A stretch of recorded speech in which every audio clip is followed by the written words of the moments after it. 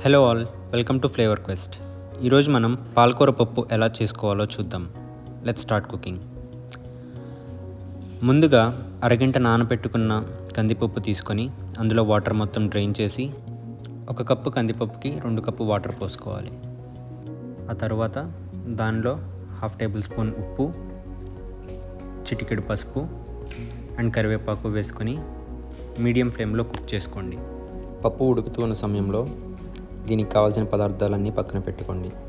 దీనికోసం తాలింపు దినుసులు 2 ఎండుమిరపకాయలు, 1 టేబుల్ స్పూన్ కారం, 1/2 tablespoon coriander powder, 1/2 tablespoon jeera powder, 2 table స్పూన్ల ఉప్పు, నిమ్మకాయ సైజ్ అంత చింతపండుని ముందుగా వాటర్లో నానబెట్టుకోండి.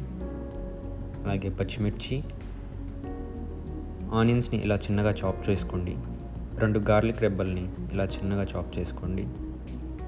కరివేపాకు, కొత్తిమీర మరియు పాలకూర, పచ్చిమిరపకాయ, అల్లం వెల్లుల్లి మరియు కొత్తిమీరని ఇలా రోట్లో వేసి కచ్చాపచ్చాగా నూరుకోండి. రోలు లేకపోతే మిక్సర్లో అయినా వేసుకోవచ్చు.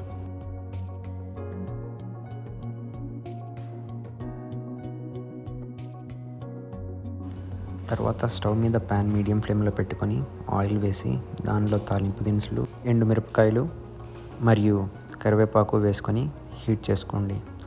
అవి కొంచెం వేగాక దానిలో చాప్ చేసుకున్న గార్లిక్ క్లోవ్స్ మరియు చాప్ చేసుకున్న ఆనియన్ వేసుకోండి.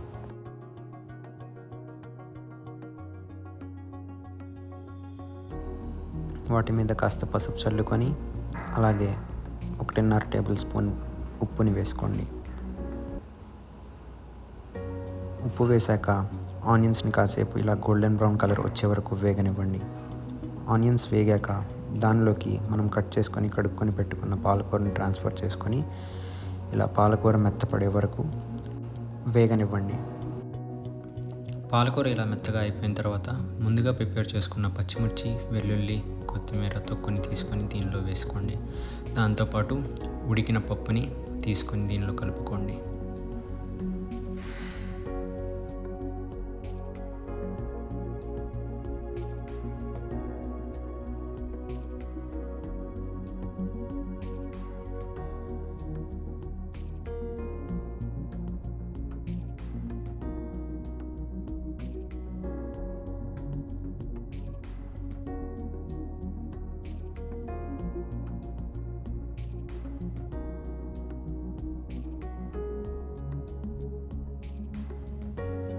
పప్పు ఇలా బాగా కలిసాక నానబెట్టుకున్న చింతపండుని గుజ్జులా చేసుకొని దాని రసం దీనిలో పోసుకోండి.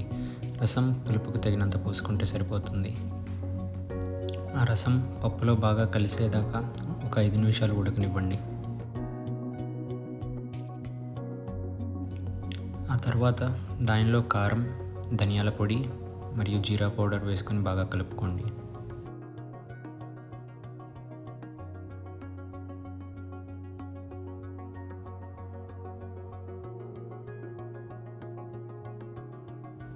ఆ తర్వాత దానిలో 1 టేబుల్ స్పూన్ ఉప్పుని వేసుకొని బాగా కలుపుకొని ఒక 10 నిమిషాలు ఉడకనివ్వండి.